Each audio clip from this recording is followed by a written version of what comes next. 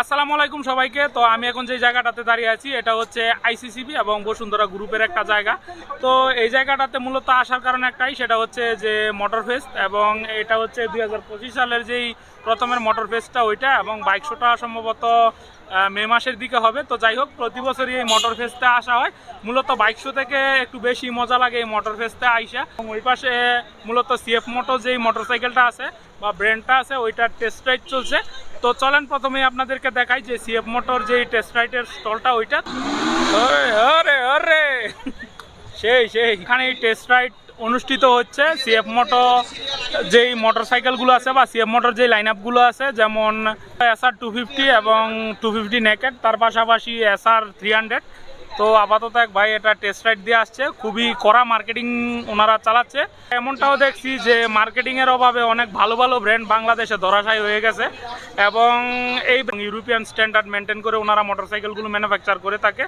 তো যত যাই বলি না কেন বা যত ভালো ব্র্যান্ডই বলি না কেন, যদি আফটার সেল সার্ভিস ভালো না দেয় তাহলে এটার ভবিষ্যৎ কী হবে সেটা আমার থেকে ভালো আপনারাই জানেন। তাই আমার আশা থাকবে বা এটা আমার প্রত্যাশা থাকবে, যাই বলেন না কেন, যে আফটার সেল সার্ভিস যেন আমরা অবশ্যই ভালো পাই। তো এই হচ্ছে মূলত বিষয়। কারণ আমরা এমনটাও দেখছি খুব ভালো ভালো ব্র্যান্ড এবং চাইনিজ ব্র্যান্ড না হওয়া সত্ত্বেও মানুষ দেখা যায় কি ওইটার প্রতি রুচি হারিয়ে ফেলে, যার প্রধান একটা কারণ হচ্ছে আফটার সেল সার্ভিস। তো এতটুকু এখান দিয়ে এন্ট্রি নিতে হবে। তো মানুষের খুবই ঢল।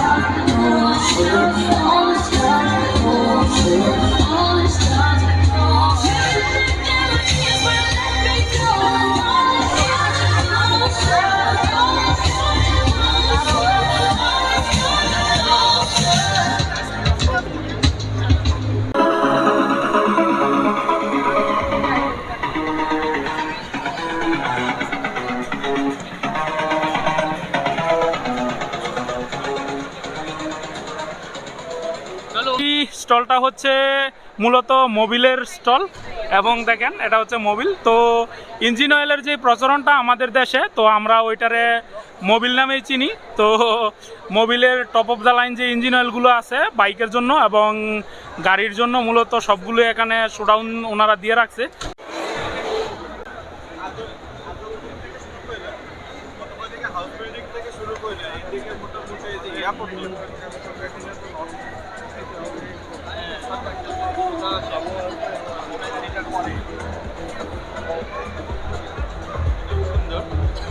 যে আইটেমগুলো আছে এগুলো মূলত গাড়ির যে ডেকোরেশন আইটেম ওইগুলো, এবং এগুলো যারা কার ইউজ করে তাদের খুবই নেসেসারি জিনিস। তো ভালোই, খারাপ না। ডিসিএস তো ওনারা এখানে একটা স্টল দিছে। তো চলেন আপনাদেরকে ডিসিএসের যেই প্রোডাক্টগুলো এগুলো দেখানোর চেষ্টা করি। তো বাইকারদের মধ্যে খুবই আলোড়ন সৃষ্টিকারী একটা ব্র্যান্ড মূলত এই ডিসিএস। এবং ডিসিএস ওনারা উইন্ড ব্রেকার বা বাইকিং যেই রাইডিং অ্যাক্সেসরিজগুলো আছে এগুলোই মূলত বানায়, যে মানে বাইক রাইডারদের জন্য প্রয়োজনীয় জিনিসপত্রগুলো। তো এখানে হচ্ছে রেইনকোটগুলো রাখা আছে, যথেষ্ট প্রিমিয়াম কোয়ালিটির রেইনকোটই ওনারা বানায়। তো আসলে ভিডিওতে তো খুব একটা ভালো বোঝা যায় না, আপনারা সামনাসামনি আসবেন, দেখবেন এবং প্রোডাক্টগুলো মানে হাতে নিয়ে দেখার চেষ্টা করবেন যে কীরকম। তার পাশাপাশি ওনাদের উইন্ড ব্রেকারগুলো কাপড় বা ফেব্রিক কোয়ালিটি খুব একটা খারাপ বলার সুযোগ নাই, খুবই ভালো ফেব্রিক কোয়ালিটি। এবং ওনাদের মূলত প্যান্ট ট্যান্টও ওনারা রাখছে। তো এগুলো হচ্ছে উইন্টার জ্যাকেট। তো খুবই ভালো প্রোডাক্ট, এবং ওনারা আপাতত অকটেন বুস্টার থেকে শুরু করে কমিউনিকেটার, এবং এখানে দেখা যায় যে বাইকের ডিস্ক লকও ওনারা রাখছে। তো ভালোই, খারাপ না ওনাদের নিজস্ব ব্র্যান্ডিংয়ে। তার পাশাপাশি এখানে একটা এটা সম্ভবত রেইনকোট। তো এখানের যেই স্টলটা দেখতে পাচ্ছেন এটা হচ্ছে বাংলাদেশের ডিসিএস যেই ব্র্যান্ডটা আছে ওইটার মূলত ওনাদের স্টল। তো এখানে দেখেন যে অনেক রকম উইন্ড ব্রেকার, তার পাশাপাশি এখানে রেইনকোট। তো ওনাদের ডিস্টার্ব করাটা ঠিক হবে না, কারণ ওনারা এখানে সেল আউট দেওয়া হচ্ছে। তার পাশাপাশি ক্লাব তো এখন যাক আলহামদুলিল্লাহ।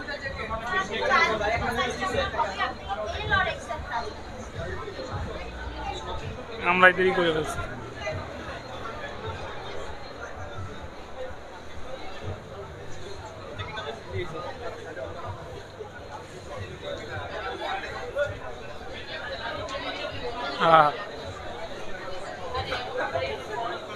স্টলটা দেখতে পাচ্ছেন, এটা হচ্ছে ফ্লামিঙ্গো ব্র্যান্ডের, এবং ফ্লামিঙ্গো দিনে দিনে খুবই ভালো এবং পপুলার একটা ব্র্যান্ড হয়ে উঠছে বাইকারদের কাছে। ওনারা পলিশ দিয়েই শুরু করছিল, তো এখন ওনাদের অনেক প্রোডাক্ট বাংলাদেশে পাওয়া যায়। বাংলাদেশে মানে শুরুটা হয়েছিল মূলত পলিশ দিয়েই। তো যাই হোক, খুবই ভালো লাগছে, এবং আমার মূলত ব্যক্তিগত প্রত্যাশা থাকবে যে বাংলাদেশে এমন অনেক ব্র্যান্ড আসুক যারা কিনা বাংলাদেশে ব্যবসা সফল হোক, এবং আমরা বাইকাররা যেন খুব সুলভ মূল্যে প্রোডাক্টগুলো পাই। কারণে যে স্টলটা, এটা মূলত হন্ডাই ব্র্যান্ডের যে ইঞ্জিন অয়েলটা আছে ওইটা। তো সত্য কথা বলতে আমাদের যে বাইকিং সেগমেন্টটা আছে ওইটার মধ্যে যেই ইঞ্জিন অয়েলটা রয়েছে, এটার ব্যাপারে অনেক বাইক রাইডারই খুবই কম জানে, অনেক ব্র্যান্ডের ইঞ্জিন অয়েল। তার মধ্যে আমি ব্যক্তিগতভাবেই মানে এই ইঞ্জিন অয়েলটার একটা ছবি ফেসবুকে দেখছিলাম অনেক আগে, হন্ডাই ব্র্যান্ডের। তো যাই হোক, অনেকেই যারা নাকি ইঞ্জিন অয়েলটা ব্যবহার করছে ওনাদের মুখে এটা ভালোই শুনলাম, তো খারাপ না। তো এই হচ্ছে মূলত এই স্টলটা, এবং এই ইঞ্জিন অয়েলগুলোর যে প্রাইজিংটা দেখলাম যথেষ্ট রিজনেবল বলেই আমার কাছে মনে হলো। তো আপনারা যদি এই ইঞ্জিন অয়েলটা চয়েস লিস্টে থাকে ব্যবহার করে দেখতে পারেন, এবং কমেন্ট বক্সে জানাতে পারেন যে আপনাদের কাছে প্রোডাক্টটা কীরকম লাগলো। তো এই হচ্ছে মূলত স্টলটা, এবং যদি আপনাদের কাছ থেকে দেখাই, তো এই হচ্ছে মূলত ইঞ্জিন অয়েলের প্যাকেজিং। আমাদের যেই এই ইঞ্জিন অয়েলটা আছে এটাও খুবই ভালো একটা ইঞ্জিন অয়েল, এবং এটা হচ্ছে ফুল সিনথেটিক, এবং এটার প্রাইস তারা দিয়েছে 850 টাকা। যথেষ্ট ভালো প্রাইজিং বলেই আমার কাছে মনে হয়। ব্যক্তিগতভাবে মতুল ব্র্যান্ডের যে ইঞ্জিন অয়েলটা রয়েছে, মতুল 7100 ফুল সিনথেটিক, ওইটা ব্যবহার করি। তো ইঞ্জিন অয়েলের মার্কেটটার কথাই যদি বলি, তাহলে এটার মধ্যে খুব ভালো একটা মনোপলি চলে। মানে যেই ব্র্যান্ডের ইঞ্জিন অয়েলটা মূলত একটু বেশি মার্কেট পায় বা পাবলিকের ডিমান্ড বেশি, ওইটার মূলত প্রাইস 50 থেকে 100 টাকা ওনারা হাই করে দেয়, মানে দোকান বেঁধে। তো এটা মূলত একজনের কাজ না। তো এই ক্ষেত্রে যদি এই ধরনের ইঞ্জিন অয়েল ব্র্যান্ডের কথা বলি, যথেষ্ট ভালো এবং রেপুটেটেড ব্র্যান্ডগুলো মানে রয়েছে। আমাদের উচিত যে এই ব্যারিয়ার থেকে বেরিয়ে এসে ওই ব্র্যান্ডের ইঞ্জিন অয়েলগুলো ব্যবহার করে দেখা এবং এক্সপিরিয়েন্স নেওয়া। তো এই হচ্ছে মূলত কথা। তো আপনারা এগুলো ব্যবহার করে দেখবেন।